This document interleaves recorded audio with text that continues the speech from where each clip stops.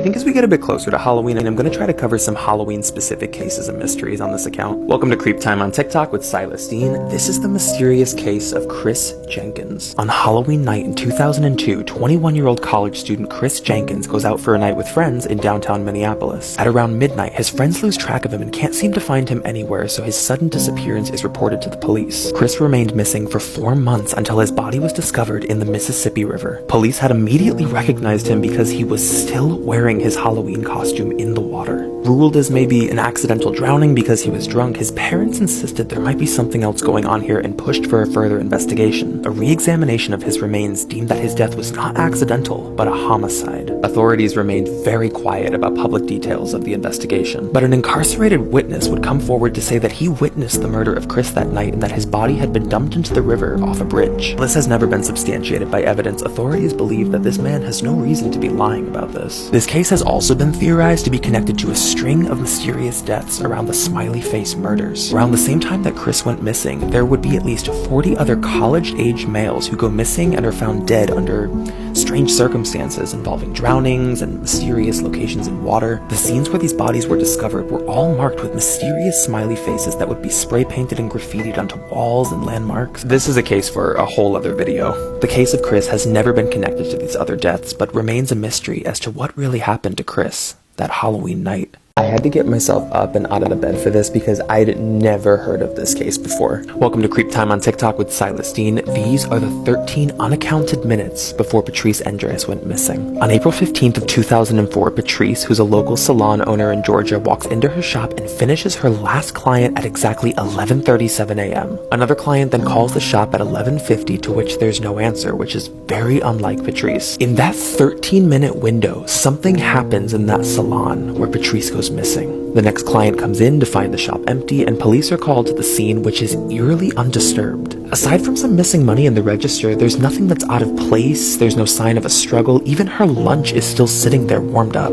But 2 separate witnesses would come forward to report passing the salon within that time frame. Both witnesses come forward to report seeing a light blue sedan parked out front and 2 unidentified women standing next to it. One of the women was described as tall with dark hair and the other short with light hair. These eyewitness accounts mark one of the only insights as to what happened in those 13 minutes. After 20 months of searching, her remains are finally found at the bottom of a ravine, but the manner of death is unknown. Initially, her husband is suspected to be involved as maybe a jealous spouse, but a scrutinizing investigation would rule him out. She leaves behind her 15-year-old son at the time, who till this day continues to search for answers as to what really happened to his mom on April 15th. So what are your theories as to those 13 unknown minutes? Halloween is here, Halloween is upon us, it has come. Welcome to Creep Time on TikTok with Silas Dean. Today we are looking at 3 unexplained pictures caught on camera, and number 3 is horrifying. Number 1, Loch Ness Lake is famously known as a lake that houses a legendary creature known as the Loch Ness Monster. In a recent photo captured by a tourist, they spot the back of something strange in those waters. This might look like just a large fish, but by proximity to the landmarks around it, whatever this is in the water, it's over 8 feet in length.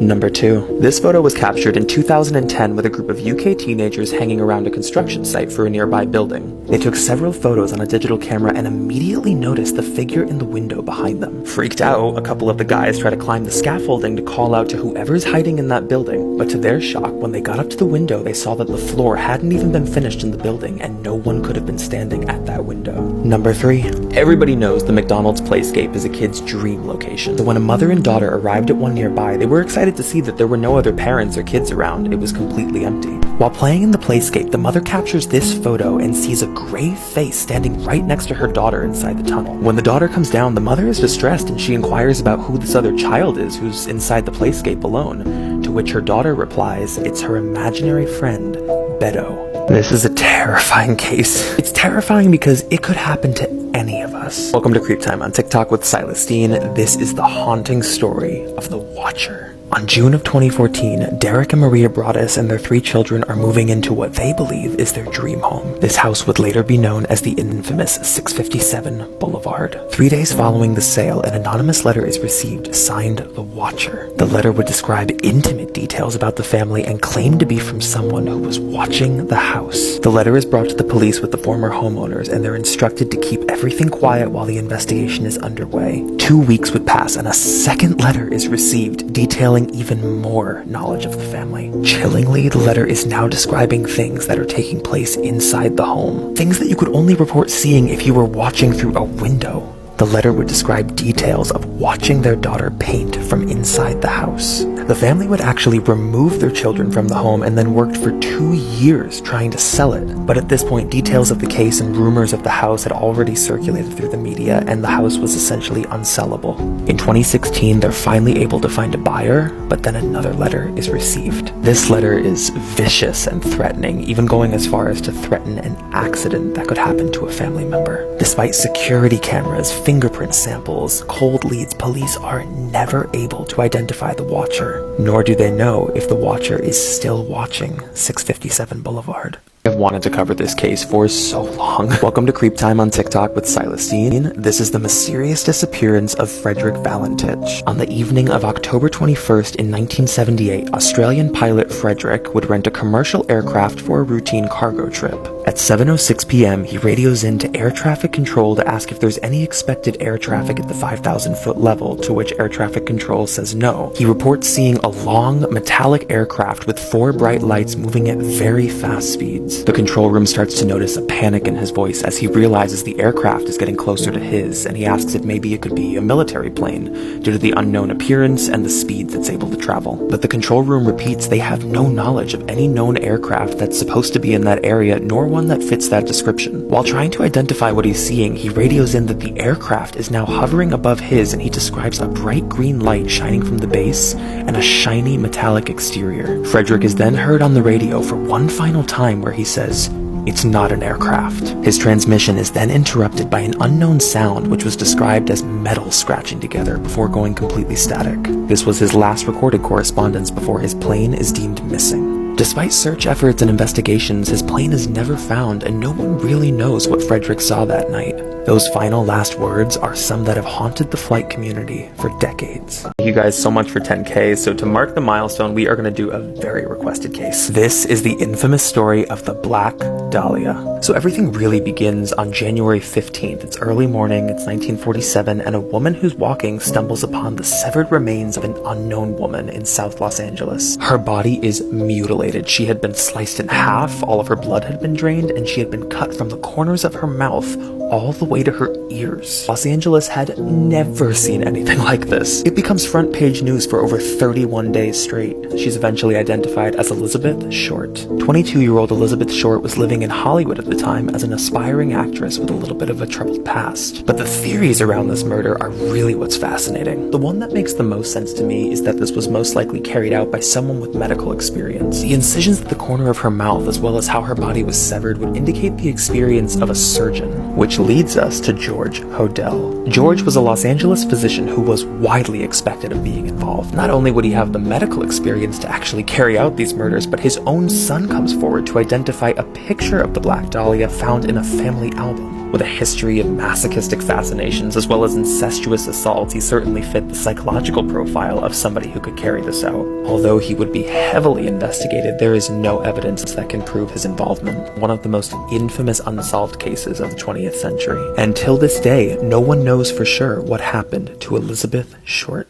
This case is gonna give you chills. Welcome to Creep Time on TikTok with Celestine. This story is from a man named Grady Hendrix about his childhood back in the 80s. So his parents had moved into this house around May of 1981. He's like any other 9-year-old kid. He realizes he can sneak downstairs in the middle of the night and grab anything he wants from the kitchen without his parents finding out. Until one night, while he's sneaking down in the dark, he hears something that makes him freeze. The sound of a fork hitting a counter in the kitchen. From the hallway, he can see the outline of a tall, thin man who had been eating at the kitchen counter. He races upstairs and he gets his parents up from their sleep, but of course by the time they go downstairs, there's nothing. But over the next couple of months, there's odd instances of strange noises in the house, there's things being misplaced in the kitchen. Over that summer, while he's lying awake in bed, he hears movements coming from the ceiling above him, so he flips over on his back. He recounts seeing a pair of eyes staring back at him from the ceiling vent. He becomes hysterical. His parents get up, they have to search the attic, they search all the crawl spaces, but still, they're not finding anything. They just keep assuming that he's freaked himself out. But by the end of that summer, an HVAC inspector comes to the house and finds something horrific. The rotting remains of a dead man who had crawled into their vent system and was living in their walls. I can't think of anything more chilling than that, but of course what this meant was that everything Grady had seen was real. Since I've heard this story, I can't look at the vents in my house. I'm so freaked out. Here are 3 of the most disturbing police sketches and the chilling backstories behind them. Number 1 is Mr. Cruel. This is an unknown man who was never caught but was a serial child predator who was targeting Australia through the late 80s. Described as a brutal assailant, he was also very cautious to conceal his identity and was always seen wearing a tightly fitted ski mask so that his victims could only see through to his eyes. Number 2 is the Eerie-Eyed Man. This is an infamously haunting sketch of a repeat window voyeur who had at least one credible account of entry and assault of a woman. Reported in 2016 and made famous for the unsettling features and disturbingly oversized eyes, this sketch is a haunting reminder that the suspect has never been caught and is still out there somewhere. Number 3. I actually find this one really difficult to look at for some reason. It's just very upsetting and distressing. This is actually a sketch of a suspect who would later be known as the Baton Rouge Killer. Initially a miss, police believed they were looking for a white male when in fact they would be looking for a suspect named Derek Todd Lee. But despite the sketch looking very different from the actual suspect, what's really eerie about it is that this is the expression that the victim remembers seeing on the suspect's face on the night of the attack. I don't know if it's the slightly distorted features or it's that kind of emotionless stare, but there's something about this picture that just doesn't sit right. 3 of the most disturbing facial reconstructions of unknown people. Number 1 is the suitcase body. Before finally being identified as Jenny Gomez, her decomposed remains were found in a suitcase and then sketched by police. The state of her body was not good, and sadly this sketch is almost unrecognizable and doesn't really look like it has features of a normal person. Number 2 is the woman of Oklahoma Road. Discovered off I-40, when the remains were finally found, they were so badly decayed that police initially couldn't determine the sex of the body. Reconstructions of the skull indicated a very unusual bone structure and a body that only stood at about 4'8". This would have been a very recognizable person, but no one ever came forward to claim that they knew the woman of Oklahoma Road. Number 3 is the Ina Jane Doe. I don't like looking at this picture at all. It's really, really bad. It was in 1993 that the severed head of a disabled woman was found by a group of children in Illinois hanging from a bush. An attempt was made to reconstruct her features, but no one ever identified her. It was deemed as pretty unusual that a disabled woman wouldn't have anyone identify her, as she most likely had contact with either doctors or even a caretaker at some point. The Ina Jane Doe remains an unknown, and this reconstruction is by far one of the most disturbing. Imagine if your grandparents just disappeared, like completely without a trace. Welcome to Creep Time on TikTok with Silas Dean. This is the haunting story of Charles and Catherine Romer. On April 8th of 1980, a wealthy elderly couple named Charles and Catherine check into a Holiday Inn right off I-95. They're just on their way home from a vacation. But to put this in context, this wasn't a usual choice for them. These were 2 very well-off people, so to choose a Holiday Inn, it wouldn't have been typical of them. But not long after checking into their room, the couple seemingly vanished. After 2 or 3 days, hotel management became concerned that they hadn't seen the couple leave their room, so they went to go check on them. This was only to find that their room had never been slept in. Inside the room were all of their clothes, their travel diary, and over $60,000 of Catherine's jewelry. Hotel staff then goes out to the parking lot and finds that their car is missing, but no one ever saw them leave. At the time, only one witness comes forward saying that they saw this car miles away at a restaurant circuit, but after they interviewed people at the restaurant, nobody remembered seeing this couple. Despite search efforts, they were never found after that night, and no one really knows what happened to them. Caution, as there is a police sketch shown in this story that some people find distressing. Welcome to Creep Time on TikTok with Silas Dean. This is the disappearance of Zeb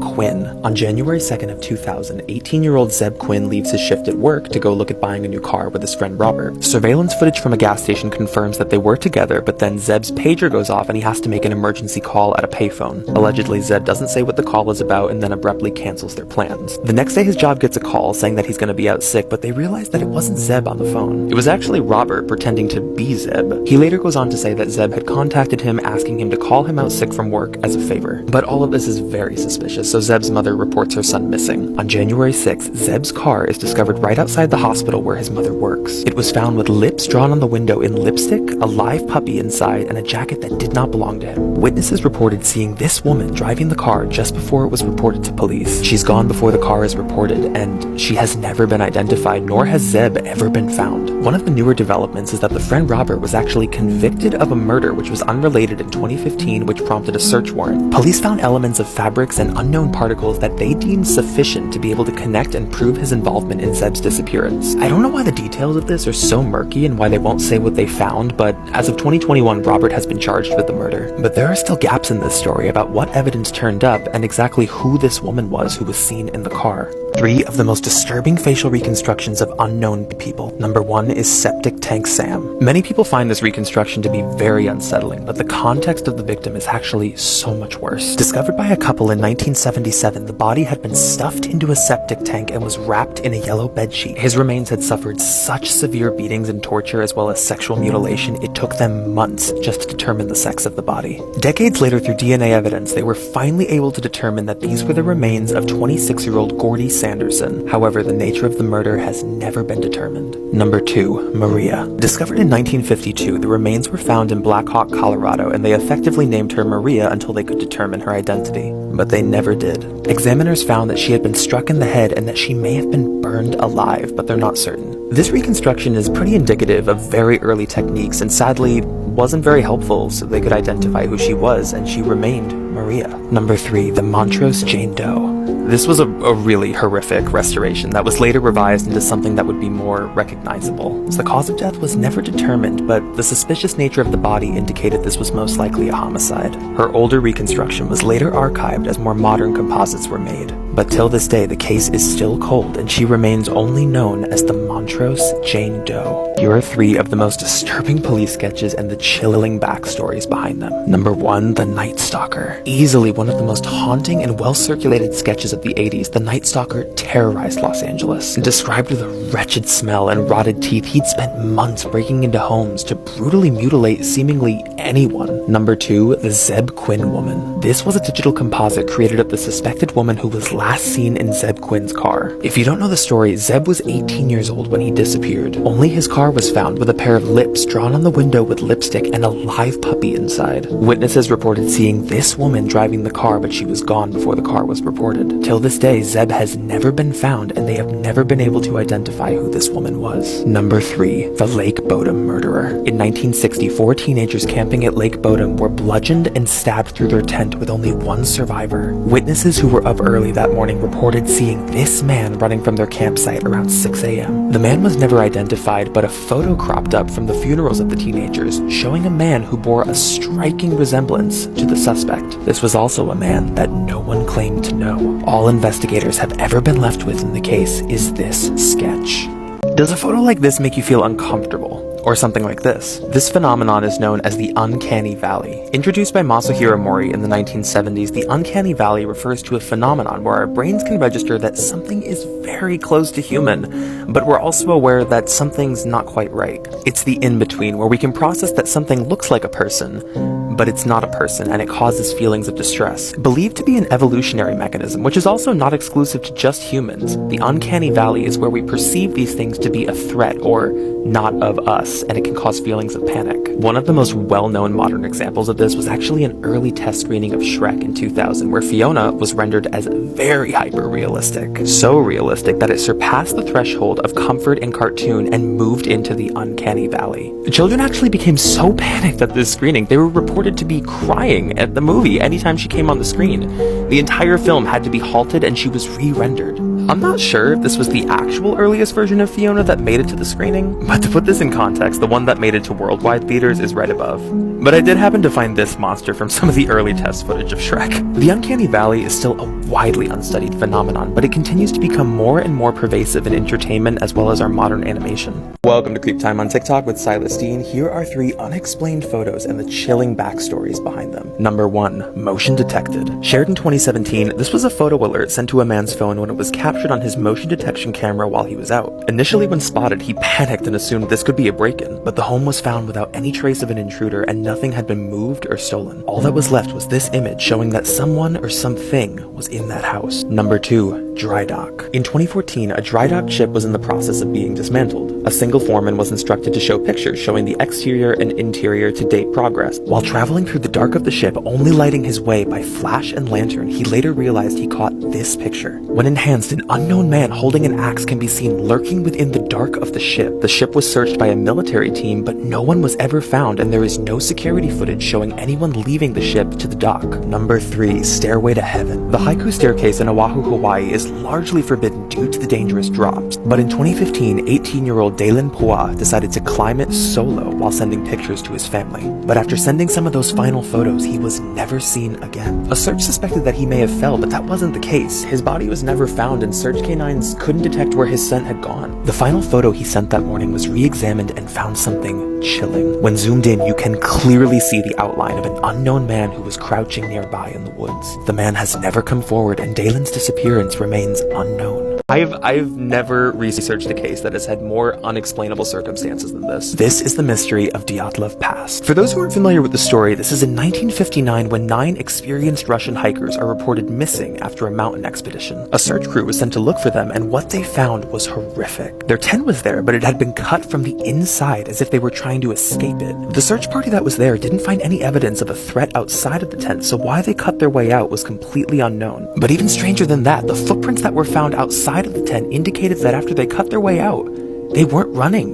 They were just walking normally. The bodies are all discovered kind of scattered in a several-mile radius throughout the snow, some of them half-dressed. 6 of them died from hypothermia, and 3 of them died from an unknown blunt force trauma causing severe damage to the skull and chest. 2 of them are found without eyes, 1 with their tongue cut out, and 1 without eyebrows. 1 of the bodies also tested positive for unusually high levels of radiation in their clothing. The most widely accepted theory is that this was some kind of an avalanche that had melted by the time the search party came, and that the missing eyes and tongue were just attributed to animals. But let's talk about some contradicting evidence here. These were 9 very experienced hikers that would know enough not to set up camp in any sort of a danger zone, nor was there any evidence that an avalanche even occurred by the time the search party came. That, in addition to the slow-moving footprints outside of the tent when they were supposedly trying to outrun this avalanche, or even the radiation in the clothing. The case has never conclusively been closed, but no one really knows for sure what they saw that night that made them cut their way out of their tent. 3 of the most disturbing police sketches and the chilling backstories behind them. Number 1, the handyman. On the night of June 5th, 2002, 14-year-old Elizabeth Smart was abducted from her bed at knife point by this man. Her little sister was right in the same room pretending to sleep while everything went down. The immediate suspect was a handyman who had worked on the house just a few months prior. Despite being chilling, that sketch actually led investigators on a credible tip that took them to Brian Mitchell and his wife, where they had been keeping Elizabeth in remote captivity for 9 months. Number 2, the newborn woman. On March 10th, 2007, at 1:20 in the morning, an unknown woman was seen roaming the hospital floor at Lakeside Hospital. Dressed as a nurse in scrubs, she abducted a newborn baby girl that night and then seemingly disappeared. Through anonymous tips, she was located within 48 hours, but the way she was able to scour the hospital and evade security remains completely unknown. Number 3, Lime Lady. This actually isn't a sketch of a suspect, but a victim. In 1980, the body of an unknown woman was discovered by 2 fishermen near a river. She had been covered in quicklime in an effort to decompose her, but it actually counteracted and she was preserved. For more than 40 years, she remained an unknown woman, and this sketch was a haunting reminder of her missing identity. But in 2020, DNA evidence was finally able to identify her as 20-year-old Tamara Lee Tagard, who went missing while on a walk just 4 months prior. Her remains are now known, but the reason for her murder is not. How is it possible for an entire group of people to hear or see someone who doesn't actually exist? Welcome to Creep Time on TikTok with Silas Dean. This is the unexplained mystery of Frida Sofia. In 2017, Mexico was hit with a devastating earthquake that crushed multiple buildings. One of those buildings being a school right in Mexico City. There were, of course, numerous children and adults who were trapped under the rubble, but there was one girl in particular who caught the attention of the media. A 12-year-old girl trapped under the debris who was responding to rescuers saying that her name was Frida Sofia. There was round-the-clock coverage, and a nation assembled around the story of Frida, and she became a symbol of hope in these efforts to rescue the children and her. Rescuers and journalists had multiple accounts of speaking with Frida and confirmed that she was far down beneath the rubble underneath a piece of granite but physically stable. There are some responders who report even seeing her wiggle her fingers far down through a crack in the debris. But here's the problem. Frida did not exist. The school actually comes forward and makes a statement saying that they have all children accounted for and they have never had a record of a girl named Frida Sofia. Multiple stations and people of leadership have to come forward and make statements of retraction and say that she's not down there, she never was, and she's not real. Suspected of being one of the largest cases of mass hysteria in modern history, it is completely unexplained how there were so many separate accounts of people who claimed to speak to her or even see her beneath the rubble. Ultimately, the existence of Frida is a complete mystery, and there are still some people who believe she was really down there in that debris.